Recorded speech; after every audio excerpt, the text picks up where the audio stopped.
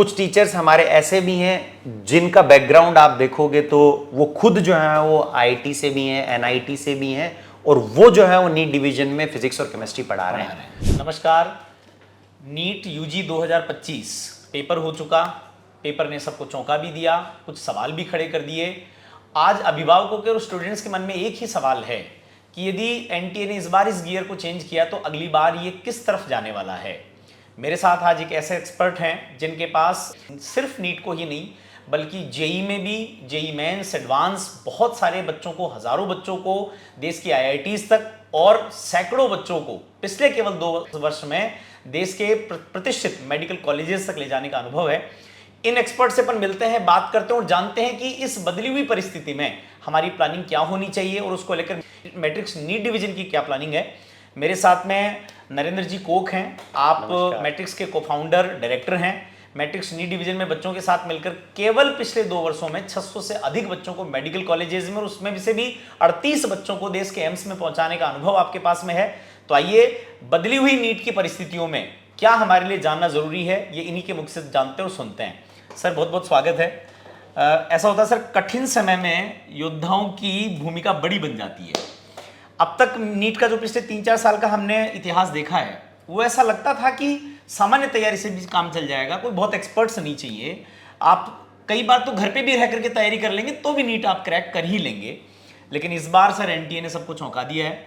एक ऐसा पेपर आया जिसमें लोग कह रहे हैं कि जेई मेन से तो पेपर थोड़ा ऊपर था और कुछ सवाल तो ऐसे भी थे, 2-4-5 सवाल जो जेई एडवांस लेवल के भी थे, जिसकी अपेक्षा पिछले 5-4 साल में स्टूडेंट्स ने नहीं की थी।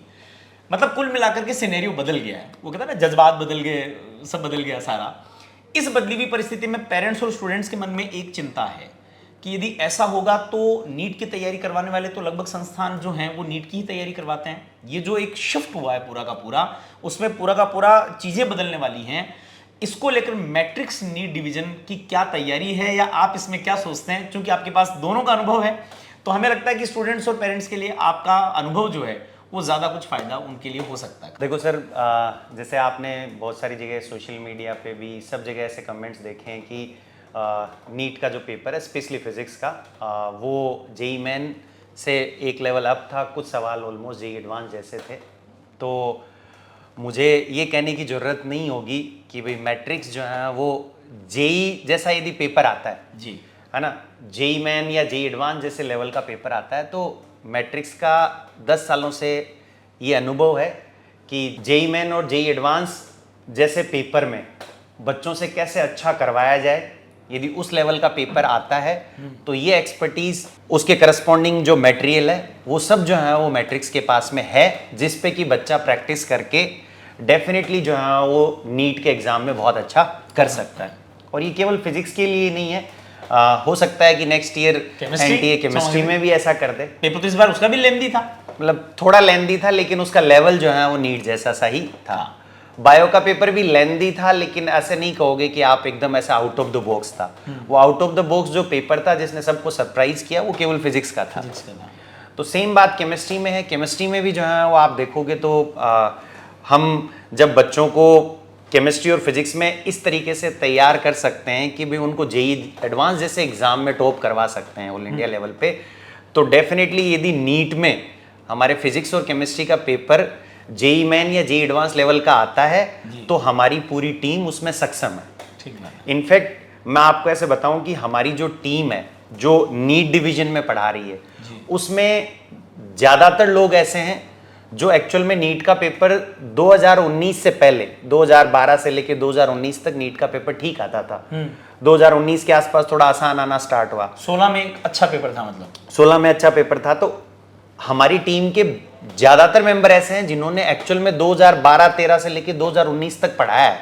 ठीक बात है। जिनका जो है वो उस 12-13 साल का अनुभव है, तो उन्होंने उस दौर को भी देखा है जिस समय नीट का पेपर एक्चुअल में जेई मेन जैसा आता था। ठीक बात है।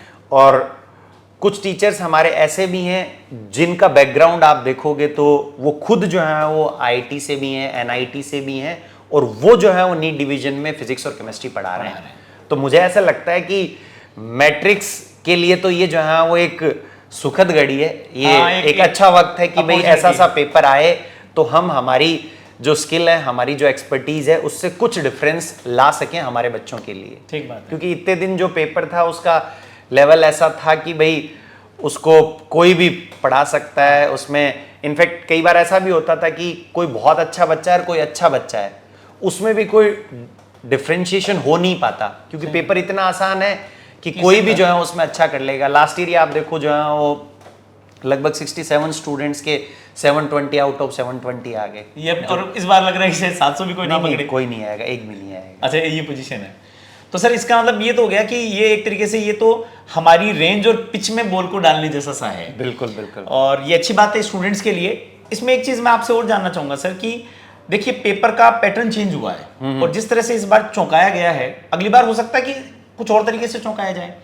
तो मैट्रिक्स नीट डिवीजन की इस बदले हुए समय में अपने एकेडमिक करिकुलम में क्या ऐसे तैयारियां हैं या क्या ऐसे चेंजेस हैं जो पेरेंट्स और बच्चों को इंश्योर करेंगे कि भैया पेपर चाहे पहले जैसा सरल आए चाहे इस बार जैसा कठिन आए, आपको सफलता पाने से कोई नहीं रोक सकता?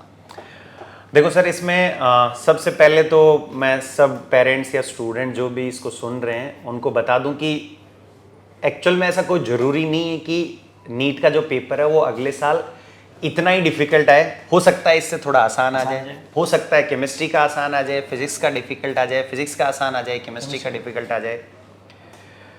पॉइंट केवल इतना सा है कि भाई हमारे पास जितने भी बच्चे नीट की प्रिपरेशन कर रहे हैं, हम ये इंश्योर करेंगे कि भाई वो हर सिचुएशन के लिए रेडी रहें।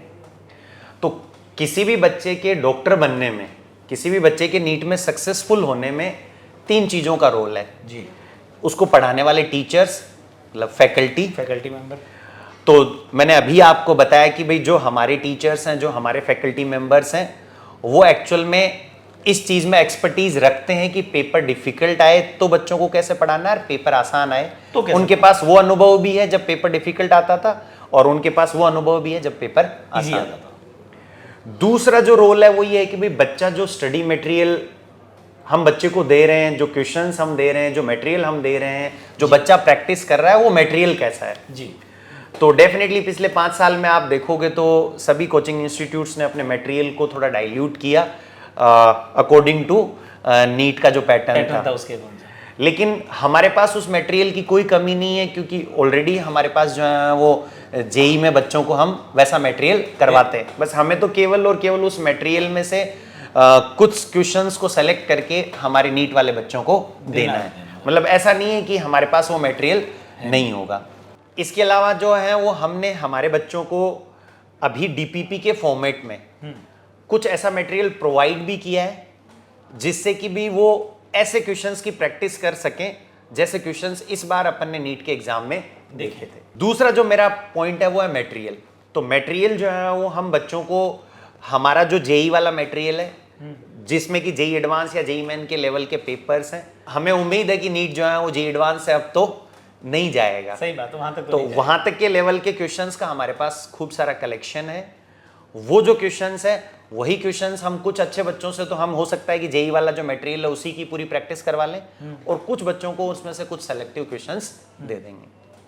फिर तीसरा जो पॉइंट आता है, पहला फैकल्टी, दूसरा मटेरियल और तीसरा है कि भाई बच्चों का जो एवेल्युएशन होता है, जो टेस्ट होते हैं, वो इस तरीके के हों कि वो फाइनल एग्जाम को रेप्लिकेट करते हो। मतलब बच्चे को ऐसा लगे कि भाई मैं जो फाइनल नीट का एग्जाम दूंगा वैसा सा एग्जाम जो है मेरे यहाँ पे इंटरनली मेरी कोचिंग में हुआ है।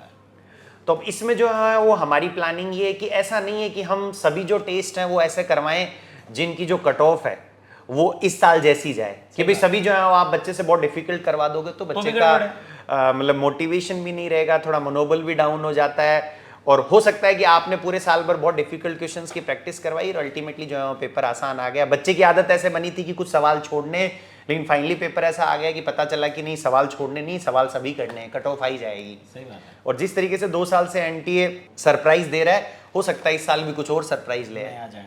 तो हमारी जो प्लानिंग होगी वो ऐसे होगी कि भाई बच्चे का एक टेस्ट हम ऐसा करवा रहे हैं जिसमें कि टेस्ट में जो क्वेश्चंस हैं उनका लेवल ऐसा हो कि भाई कट ऑफ जो है वो 580 600 के आसपास जाए। कुछ टेस्ट ऐसे हों जिसमें कि जो है वो कट ऑफ इस साल जैसी हो, 500 के आसपास हो। ठीक बात है। तो हमारी जो टेस्ट की प्लानिंग है जो हमने बनाई है या जो हम जो है वो through out the year execute करेंगे वो कुछ ऐसी होगी कि कुछ टेस्ट ऐसे होंगे जो आसान होंगे। ठीक है। मतलब जो ऐसे मान लो कि ऐसे होंगे कि भाई एनटीए 2020 से लेकर 2024 तक के पैटर्न पे जाता है, हाई कट ऑफ पे जाता है, तब जो है वो ऐसे पेपर है। और यदि एनटीए जो है वो इस पे जाता है कि भाई कट ऑफ बहुत लो जानी चाहिए, पेपर डिफिकल्ट आना चाहिए, तो कुछ पेपर ऐसे होंगे जो कि डिफिकल्ट होंगे। तो दोनों का मिक्स होगा, अल्टरनेट, कि भाई बच्चा जो है वो हर टाइप की सिचुएशन के लिए तैयार रहे। और डेफिनेटली जो है वो हम ये प्लान तो करेंगे कि भाई किसी पेपर में फिजिक्स डिफिकल्ट हो, किसी में केमिस्ट्री डिफिकल्ट हो। ऐसा ना हो कि हम यही माने कि नहीं पेपर तो केवल फिजिक्स का ही, केमिस्ट्री का भी आ सकता है। Chemistry मतलब का भी बच्चे आ को हर तरीके के आने वाले पेपर को अटेम्प्ट करने के लिए आप तैयार कर देंगे कि उसको कोई घबराहट उसमें नहीं आएगी। बिल्कुल बिल्कुल। लगे हाथ सर, जो पेरेंट्स हैं, स्टूडेंट्स हैं, बहुत सारे बच्चे तो बात करने की स्थिति में नहीं है, तो उनको आप ये भी बताएं कि बेटा पेपर सभी का एक जैसा सा ही हुआ है, सभी का कठिन है, तो अब वो आगे फिर से मोटिवेट कैसे हों, या पेरेंट्स या स्टूडेंट्स किस तरह से चीज़ों को समझे, तो कोई एक मैसेज भी उनके लिए आप ड्रॉप कर दें सर। देखो ये जो नीट का पेपर है हुआ वो सब बच्चों के लिए शॉकिंग था। और जैसे मतलब सेंटर से जब बच्चे बाहर निकले थे, उनकी रिएक्शंस देखा सोशल मीडिया पे, सब जगह कमेंट देखे, है ना, हमने हमारे बच्चों से इंटरेक्शन किया, तो डेफिनेटली बच्चों के लिए पेपर बहुत शॉकिंग था। लेकिन अल्टीमेटली जो कंपटीशन है उसमें तुम्हारा जो सिलेक्शन है, तुम्हें जो एक गवर्नमेंट मेडिकल कॉलेज में सीट मिलने में, हाँ। सीट जो मिलने वाली है, वो सीट जो है वो ऐसा नहीं होगा कि तुम्हारे मार्क्स के बेसिस पे मिलेगी, वो तुम्हारी रैंक के बेसिस पे मिलेगी। तो चाहे तुम्हारे नंबर कितने ही कम क्यों ना हो, तुम्हारी रैंक अच्छी आनी चाहिए। तो इस बार ऐसे मान लो कि भाई अच्छी रैंक लाने के लिए कम नंबर चाहिए, तो आप जो है वो इस बात पे बिल्कुल फोकस नहीं करें कि आपका जो पेपर खराब हो गया, आपके मार्क्स कम आ गए। आप इसको ऐसे इमेजिन करें कि यदि कट ऑफ जो है वो 100 नंबर कम जाती है, सही बात है, तो आपके यदि लास्ट ईयर आप 650 एज्यूम कर रहे थे, तो वो 650 इस साल के 550 है, बराबर ही हो। अब कई बार बच्चा रिपीट करने जाता है, तो पेरेंट्स ऐसे सोचते हैं कि भाई बच्चा जो है वो कट ऑफ के आसपास होगा ना, तब तो रिपीट करवाएंगे, लेकिन कट ऑफ से बहुत दूर है, इसका मतलब इससे नहीं हो पाएगा। तो अब ऐसे इमेजिन करो कि यदि इस साल की कट ऑफ 500 जाती है, लास्ट ईयर की कट ऑफ 650 गई थी, तो 500 नंबर वाला बच्चा रिपीट कर रहा था, है ना। पेरेंट्स जो है वो 500 नंबर वाले बच्चे को खुशी खुशी रिपीट करवा रहे थे कि भाई देखो 650 कट ऑफ गई है, बच्चे ने पहली बार में 500 नंबर स्कोर किया है, तो ये ठीक है, अगले साल एक एफर्ट या एक प्रयास और करके ये सेलेक्ट हो सकता है। लेकिन इस बार यदि किसी बच्चे के 350 नंबर आ रहे हैं, तो हो सकता है कि पेरेंट्स ऐसे सोचें कि भाई नहीं ये तो किसी काम का नहीं है, इससे तो नहीं हो पाएगा। लेकिन आप ऐसे इमेजिन करो कि यदि 500 नंबर कट ऑफ जाती है, तो ये 350 वही है जो पिछले साल 500 थे। बिल्कुल सही बात है। तो पेरेंट्स को मेरा मैसेज, मतलब सब स्टूडेंट्स को मैसेज यही है कि आप जो है वो मार्क्स नहीं देखें, आप रैंक देखें। चलिए सर, आज की इस बातचीत से शायद पेरेंट्स को, बच्चों को एक नई दिशा मिली होगी। और मैं आपसे एक बात और कहना चाहूँगा कि अब तक का इतिहास इस बात को बताता आया है कि जब लड़ाई थोड़ी मुश्किल होती है, तो आपको मार्गदर्शन बहुत इंपॉर्टेंट चाहिए। मार्गदर्शन उन लोगों का चाहिए जिनके पास एक्सपीरियंस भी हो, जिनके पास नॉलेज भी हो, जिनके पास ऐसी परिस्थितियों से गुजरने का अनुभव भी हो, और वो सारी योग्यताओं को मैट्रिक्स नीट डिवीजन की टीम पूरी करती है। जैसे सर से हमें जानकारी भी मिली, आप सब जानते हैं कि जेई में जो मैट्रिक्स का अनुभव है उसका कोई सानी नहीं है, उसके कोई बराबर नहीं है। शेखावाटी में यदि अनक्राउन किंग के रूप में बात करें तो जेई में मैट्रिक्स है, और वो अनुभव नीट में भी यदि जोड़ा जाए तो चीज़ें बहुत बेहतर बन सकती हैं। इसलिए जितने भी पेरेंट्स और स्टूडेंट्स इस वीडियो को देख रहे हैं, मैं आपसे कहना चाहूँगा कि यदि आपका सपना भी डॉक्टर बनने का है, तो घबराइए मत। मुश्किल समय में सही लोगों के हाथ में आइए। खुद के साथ प्रयोग मत करिए, एक्सपेरिमेंट मत करिए कि घर बैठ के कर लेंगे, इनसे पढ़ लेंगे, वो भी पढ़ा देंगे, ऐसा भी हो जाएगा। हमारा जीवन, हमारा करियर कोई प्रयोगशाला नहीं है जिसमें हम ट्रायल एंड एरर मेथड पे चलते रहे फिर कभी न कभी पास हो जाएंगे। आपका करियर, समय बहुत इंपॉर्टेंट है। सही लोगों के हाथ में अपने बच्चों को सौंपिए, आप स्वयं आकर के अच्छे टीचर्स के हाथ में अपने आप को सौंपिए, तो फिर मान करके चलिएगा कि आपका जो डॉक्टर बनने का सपना है वो निश्चित रूप से पूरा होगा। मैट्रिक्स नीट डिवीजन इसके लिए आपको आमंत्रण देता है। आप आइए, मिलकर के इस मुश्किल लड़ाई को लड़ते हैं। 2 कदम आप बढ़ाइए, 2 कदम हम बढ़ाते हैं, निश्चित रूप से सफलता मिलेगी। सर आपको भी बहुत बहुत शुभकामनाएं। आने वाले जो नए चैलेंजेस हैं उसके अनुसार पूरी टीम को हम लोग लेकर के चलें और शेखावाटी को फिर से उनके चेहरे पर कुछ खुशियां ला करके लौटा सकें। थैंक यू, बहुत बहुत धन्यवाद।